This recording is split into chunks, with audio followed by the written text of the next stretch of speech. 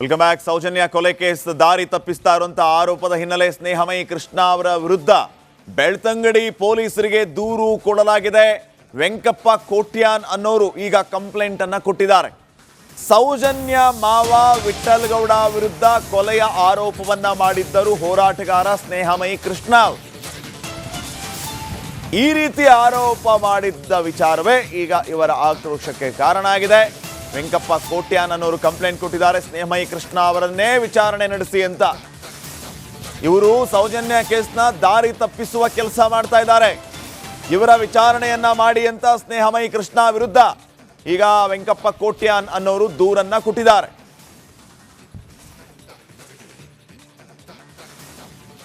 ಸ್ವತಃ ಸ್ನೇಹಮಯಿ ಕೃಷ್ಣ ಅವರೇ ನಮ್ಮ ಜೊತೆ ಈಗ ಫೋನ್ ಸಂಪರ್ಕಕ್ಕೆ ಸಿಕ್ಕಿದ್ದಾರೆ.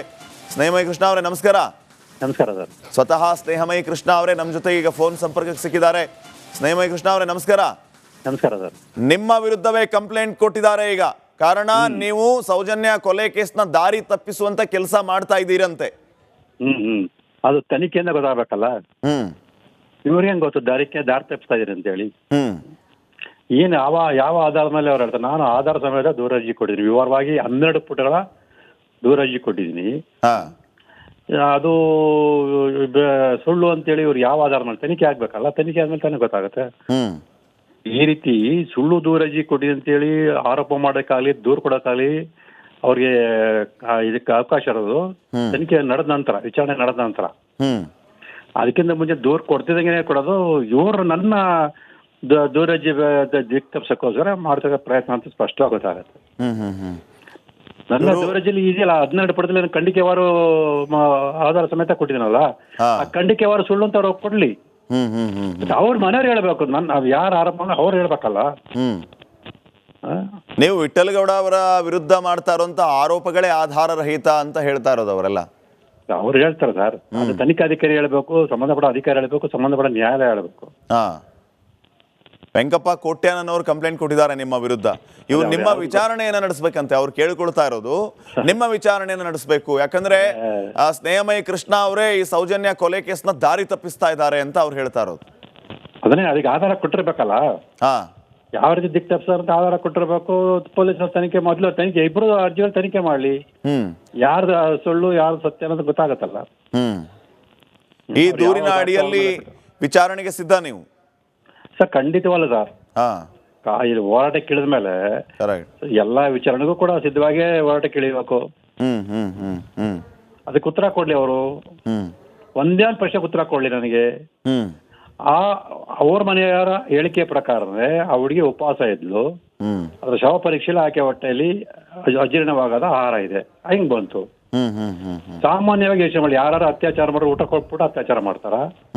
ಅಥವಾ ಕೊಟ್ಟರು ಕೂಡ ಆ ಸ್ಥಿತಿಲಿ ಇದ್ದಂತ ಹೆಣ್ಣು ಮಗಳು ಊಟ ಮಾಡ್ತಾಳ? ಹಾಗಾದ್ರೆ ಊಟ ಎಲ್ಲಿ ಬಂತು? ಅದಕ್ಕೊಂದು ಸ್ಪಷ್ಟೀಕರಣ ಕೊಟ್ಬಿಡ್ಲಿ. ಅವ್ರ ಮಾವನೇ ಸ್ಪಷ್ಟೀಕರಣ ಕೊಟ್ಬಿಡ್ಲಿ. ಯಾರು ವಿಠಲ ಗೌಡ ಇದಾರಲ್ಲ, ಯಾಕೆ ಸ್ಪಷ್ಟೀಕರಣ? Welcome back. ಸೌಜನ್ಯ ಕೊಲೆ ಕೇಸ್ ದಾರಿ ತಪ್ಪಿಸ್ತಾ ಇರುವಂತಹ ಆರೋಪದ ಹಿನ್ನೆಲೆ ಸ್ನೇಹಮಯಿ ಕೃಷ್ಣ ಅವರ ವಿರುದ್ಧ ಬೆಳ್ತಂಗಡಿ ಪೊಲೀಸರಿಗೆ ದೂರು ಕೊಡಲಾಗಿದೆ. ವೆಂಕಪ್ಪ ಕೋಟ್ಯಾನ್ ಅನ್ನೋರು ಈಗ ಕಂಪ್ಲೇಂಟ್ ಅನ್ನ ಕೊಟ್ಟಿದ್ದಾರೆ.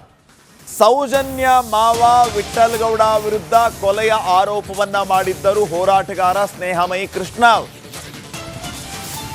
ಈ ರೀತಿ ಆರೋಪ ಮಾಡಿದ್ದ ವಿಚಾರವೇ ಈಗ ಇವರ ಆಕ್ರೋಶಕ್ಕೆ ಕಾರಣ ಆಗಿದೆ. ವೆಂಕಪ್ಪ ಕೋಟ್ಯಾನ್ ಅನ್ನೋರು ಕಂಪ್ಲೇಂಟ್ ಕೊಟ್ಟಿದ್ದಾರೆ. ಸ್ನೇಹಮಯಿ ಕೃಷ್ಣ ಅವರನ್ನೇ ವಿಚಾರಣೆ ನಡೆಸಿ ಅಂತ. ಇವರು ಸೌಜನ್ಯ ಕೇಸ್ನ ದಾರಿ ತಪ್ಪಿಸುವ ಕೆಲಸ ಮಾಡ್ತಾ ಇದ್ದಾರೆ. ಇವರ ವಿಚಾರಣೆಯನ್ನ ಮಾಡಿ ಅಂತ ಸ್ನೇಹಮಯಿ ಕೃಷ್ಣ ವಿರುದ್ಧ ಈಗ ವೆಂಕಪ್ಪ ಕೋಟ್ಯಾನ್ ಅನ್ನೋರು ದೂರನ್ನ ಕೊಟ್ಟಿದ್ದಾರೆ.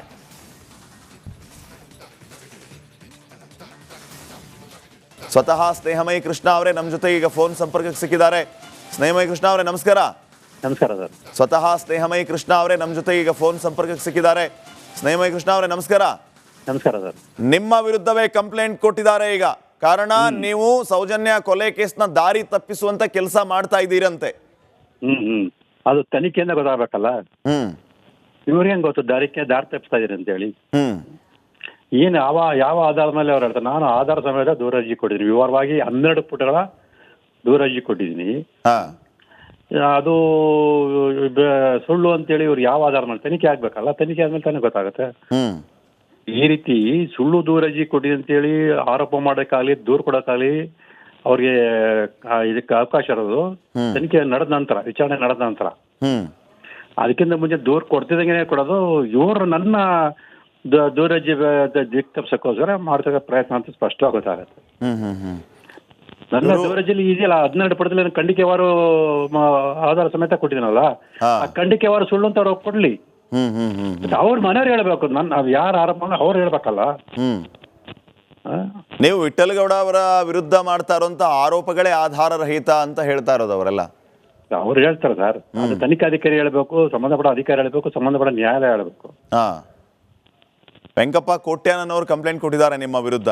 ಇವ್ರು ನಿಮ್ಮ ವಿಚಾರಣೆಯನ್ನ ನಡೆಸಬೇಕಂತೆ. ಅವ್ರು ಕೇಳಿಕೊಳ್ತಾ ಇರೋದು ನಿಮ್ಮ ವಿಚಾರಣೆಯನ್ನ ನಡೆಸಬೇಕು. ಯಾಕಂದ್ರೆ ಸ್ನೇಹಮಯಿ ಕೃಷ್ಣ ಅವರೇ ಈ ಸೌಜನ್ಯ ಕೊಲೆ ಕೇಸ್ನ ದಾರಿ ತಪ್ಪಿಸ್ತಾ ಇದ್ದಾರೆ ಅಂತ ಅವ್ರು ಹೇಳ್ತಾ ಇರೋದು. ಅದನ್ನೇ, ಅದಕ್ಕೆ ಆಧಾರ ಕೊಟ್ಟಿರ್ಬೇಕಲ್ಲ. ಯಾವ ರೀತಿ ದಿಕ್ ತಪ್ಪಿಸ್ತಾರೆ ಅಂತ ಆಧಾರ ಕೊಟ್ಟಿರ್ಬೇಕು. ಪೊಲೀಸ್ನ ತನಿಖೆ, ಮೊದಲು ತನಿಖೆ, ಇಬ್ರು ಅರ್ಜಿಗಳು ತನಿಖೆ ಮಾಡ್ಲಿ. ಯಾರ್ದು ಸುಳ್ಳು ಯಾರ್ದು ಸತ್ಯ ಅನ್ನೋದು ಗೊತ್ತಾಗತ್ತಲ್ಲ. ಈ ದೂರಿನ ಅಡಿಯಲ್ಲಿ ವಿಚಾರಣೆಗೆ ಸಿದ್ಧ ನೀವು? ಸರ್ ಖಂಡಿತವಲ್ಲ ಸರ್. ಇದು ಹೋರಾಟಕ್ಕೆ ಇಳಿದ ಮೇಲೆ ಎಲ್ಲಾ ವಿಚಾರಣೆಗೂ ಕೂಡ ಸಿದ್ಧವಾಗೇ ಹೋರಾಟಕ್ಕೆ ಇಳಿಬೇಕು. ಅದಕ್ಕೆ ಉತ್ತರ ಕೊಡ್ಲಿ ಅವರು. ಒಂದೇ ಒಂದು ಪ್ರಶ್ನೆಗೆ ಉತ್ತರ ಕೊಡ್ಲಿ ನನಗೆ.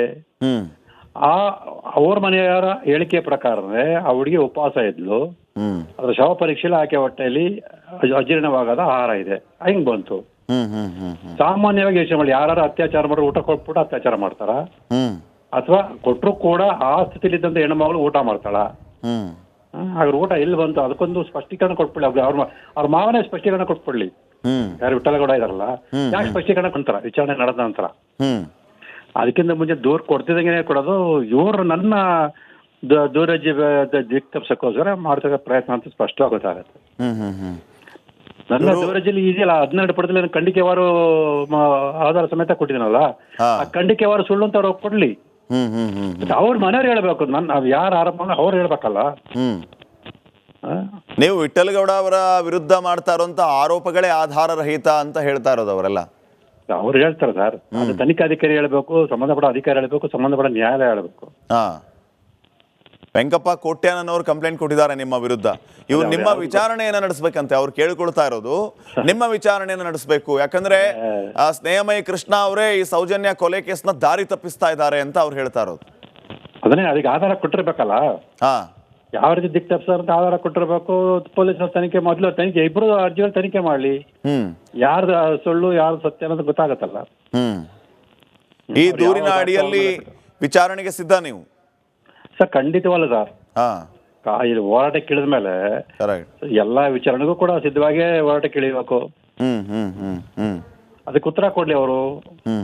ಒಂದೇ ಒಂದು ಪ್ರಶ್ನೆಗೆ ಉತ್ತರ ಕೊಡ್ಲಿ ನನಗೆ. ಅವ್ರ ಮನೆಯವರ ಹೇಳಿಕೆ ಪ್ರಕಾರನೇ ಆ ಹುಡುಗಿ ಉಪವಾಸ ಇದ್ಲು. ಅದ್ರ ಶವ ಪರೀಕ್ಷೆಯಲ್ಲಿ ಆಕೆ ಹೊಟ್ಟೆಯಲ್ಲಿ ಅಜೀರ್ಣವಾಗದ ಆಹಾರ ಇದೆ. ಹೆಂಗ್ ಬಂತು? ಸಾಮಾನ್ಯವಾಗಿ ಯೋಚನೆ ಮಾಡಿ, ಯಾರು ಅತ್ಯಾಚಾರ ಮಾಡ್ರೆ ಊಟ ಕೊಟ್ಬಿಟ್ಟು ಅತ್ಯಾಚಾರ ಮಾಡ್ತಾರ? ಅಥವಾ ಕೊಟ್ಟರು ಕೂಡ ಆ ಸ್ಥಿತಿಲಿದ್ದಂತ ಹೆಣ್ಣು ಮಗಳು ಊಟ ಮಾಡ್ತಾಳ? ಹಾಗಾದ್ರೆ ಊಟ ಎಲ್ಲಿ ಬಂತು? ಅದಕ್ಕೊಂದು ಸ್ಪಷ್ಟೀಕರಣ ಕೊಟ್ಬಿಡ್ಲಿ. ಅವ್ರ ಮಾವನೇ ಸ್ಪಷ್ಟೀಕರಣ ಕೊಟ್ಬಿಡ್ಲಿ. ಯಾರು ವಿಠ್ಠಲಗೌಡ ಇದಾರಲ್ಲ, ಯಾಕೆ ಸ್ಪಷ್ಟೀಕರಣ